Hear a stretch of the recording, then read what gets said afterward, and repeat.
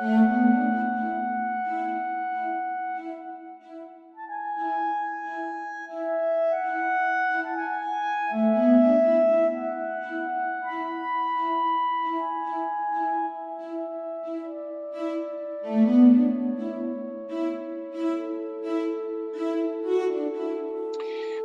so next up, Dr. David Thompson, a good friend. We've worked on some joint projects together. He's a PhD in chemistry turned data scientist. And on our TED conference next spring, he's going to create a method for us to connect with each other and make some new friends. So please welcome David Thompson talking about random connections. Thanks very much, Brian. You've become the second person to ever call me Dr. David Thompson after my mum. Thank you so much for having me. When I do get to meet you all next year, I'm hopefully going to talk to you about something I built with a friend of mine called Lunch Roulette, which is just it's probably the dumbest app on the internet, or was the dumbest app on the internet. And we used it for many years to help connect people randomly in their workplaces over lunch. So I want to give a big shout out to my wife, who actually did all of the illustrations for this evening's presentation, but they came out wonderfully. So firstly, what is randomness, right? So what do I mean when I say random? A dictionary definition of random sounds something like it's a happening, it's done, or it's chosen by chance rather than according to a plan. And what I want you to do is I want you to hold on to that definition for me, especially the bit about the plan. And I want us to think of this plan as the set of all the things we've thought about. Right? So the plan represents the norm, the knowns, the usual, the everyday. And the randomness, well, we haven't spoken about that, but for the minute, that lurks on the periphery.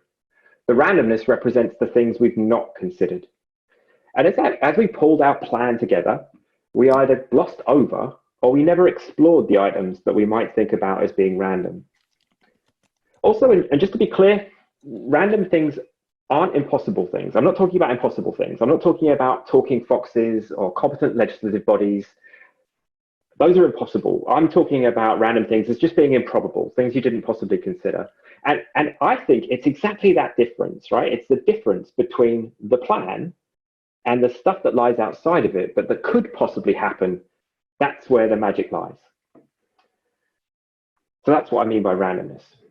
Now I want to make it a little more concrete, right? Let's say the plan is your life, and let's cast our minds back what feels like 3,000 years to a time before COVID-19. And while it may have seemed on any given day as if your life was a whirlwind, if you think about it, there was, if you were lucky, a lot of underlying structure. You woke up, you did some work, you ate, you drank periodically, you went to sleep, and you repeated Monday through Friday, and then there was a little variation on the weekend. In fact, in 2005, some researchers at MIT, they were able to take mobile phone data and determine with an astonishing degree of accuracy where you were going to be, having built models on your past behavior. If you're lucky, even now at the moment, there's still going to be some underlying routine, right? It may be a little curtailed.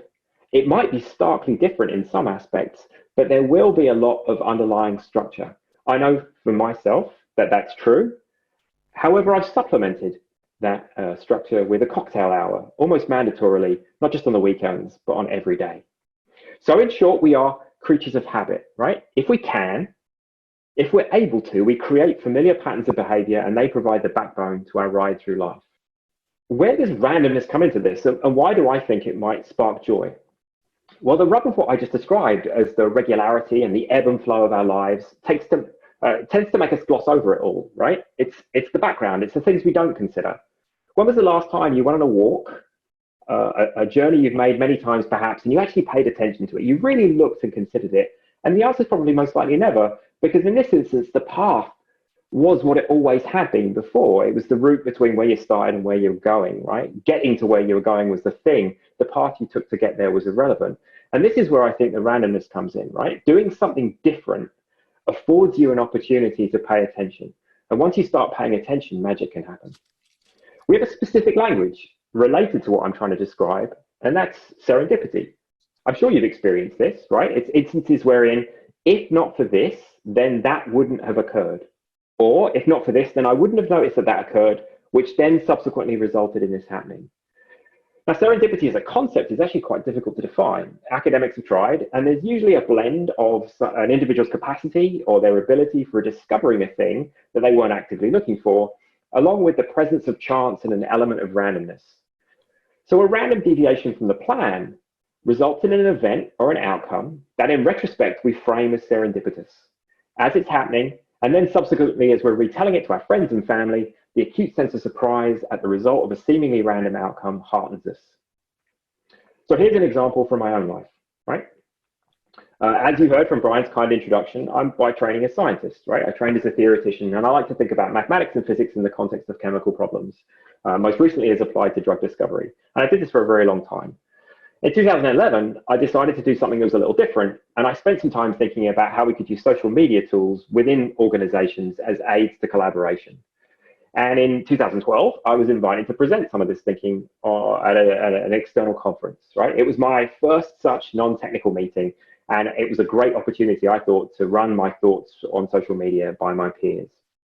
So I arrived at this meeting in New York City, I dropped my stuff off, and I proceeded to rustle up a cup of coffee before the first keynote. And this is where things got a little embarrassing, right? So they had a coffee machine, and it was one of those fancy kind of pod style machines, and it had levers and knobs and buttons, and there were a lot of different flavor suggestions, but there was no clear instruction as to how to get the caffeine out of the thing into my cup. And so I stood in front of this machine for what felt like hours, and I felt confused and bewildered and super embarrassed. And then someone kindly tapped me on the shoulder and kindly offered to help. And so I ended up with this cup of coffee in my hand, having had this kind person help me. And then this person then became my best friend, right? So I bumbled through this heartfelt thanks as to, thanks so much and blah, blah, blah. And then we got talking, and somewhat surprisingly, the conversation turned to complex adaptive systems and the merits and pitfalls of agent-based modeling strategies, right? So I'm thinking to myself, hang on a second, was I at the right conference? Those topics would have made perfect sense at conferences I used to attend to, but it wasn't what I was expecting in this meeting. So I'm thinking to myself, was I in the right place? And then as this person told me her name, it dawned on me that I knew of a book she'd written a couple of years back. And if you've written a book, as far as I'm concerned, you're automatically super cool. And so I continued to listen to her, and she was then telling me what she was up to at the moment. And it turned out she was consulting for a Silicon Valley-based software company. And she thought I should speak with the founders, as she thought there might be some interesting opportunities to explore. And so a couple of days later, I did exactly that. And then in collaboration with some of my colleagues, we proceeded to structure a data set, so a body of data, that would form the basis of a crowdsourced competition, right? And it turned out to be the first of its kind for this company in the field of drug discovery.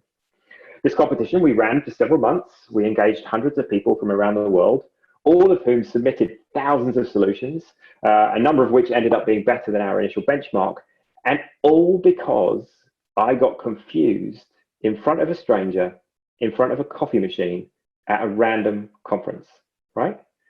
Now, even better than this is the fact that this story actually directly connects to the subsequent founding of Lunch Roulette, but that's a story I'm hoping to tell you sometime next year in person.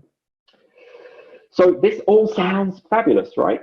I mean, I have no idea how to make it happen for any of you, but it sure sounds amazing. So you're welcome. I mean, let's be clear, if I could engineer serendipity, I'd be telling you that story, but I can't, and I don't know of anyone who can. But I think all is not lost. So while you can't necessarily engineer serendipity, I think you can engineer randomness. And I guess the naive hope is that the more randomness you introduce into your life, the more likely it is that something serendipitous will happen. And even if it doesn't, well, the randomness itself will be a source of attention-grabbing novelty to spice things up with. So how then do you engineer randomness? Well, it's surprisingly easy, and I apologize if this sounds super obvious, but the first thing starts with being open to it. For the users of our platform Lunch Roulette, this looked like signing up to want to participate, just opting in, knowing that you were going to engage in something random. And as Brian mentioned, he and I are thinking about ways that we can bring random elements into our meeting next year. But being open to randomness is just one thing, right? Engaging it in something different, especially during our current situation. So how can we look to engineer randomness during a pandemic? A slide title that I never in a million years thought I'd ever write. So as I said earlier, despite the situation, you probably still have a routine, and it may be curbed and it may be modified. But what I want you to do within that routine is look for places of safe deviation, right? So what are the things you can do that's different? And remember, it's the paying attention to the difference, that it's outside the norm, the plan, that's going to be the source of engagement and hopefully the joy for you. So something silly, right? Sleep on the wrong side of the bed. It's a minor deviation from the norm, but it's super hard. If you've the luxury of space at home, work from somewhere different, right? I've been working from the kitchen table. Again, right? These feel trite to suggest given the situation we're in, but it actually is surprisingly refreshing.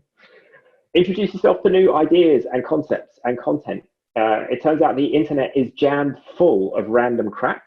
And I've listed a bunch of websites at the bottom here that you can literally kill days on. Board button is surprisingly addictive. It is just a button that you click again and again and again, and cool stuff happens.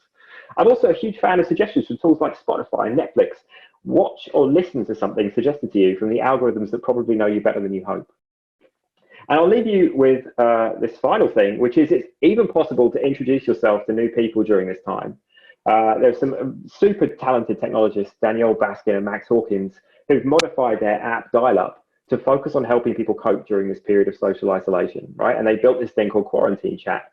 You literally just put your phone number in and press next step, and you get connected to someone who is also in social isolation and looking for someone to talk to. As I explored, like you could kill days just reading through Danielle and Max's websites and some of their technology projects. But I found some coverage on Quarantine Chat, and this architect in Indonesia turned her use of Quarantine Chat into a short piece of digital art. And she actually documented every Quarantine Chat she's had online. And it's a beautiful description of what she describes as, my final slide, no one is entirely being known. No one is entirely being stranger. It's a tie between circumstances.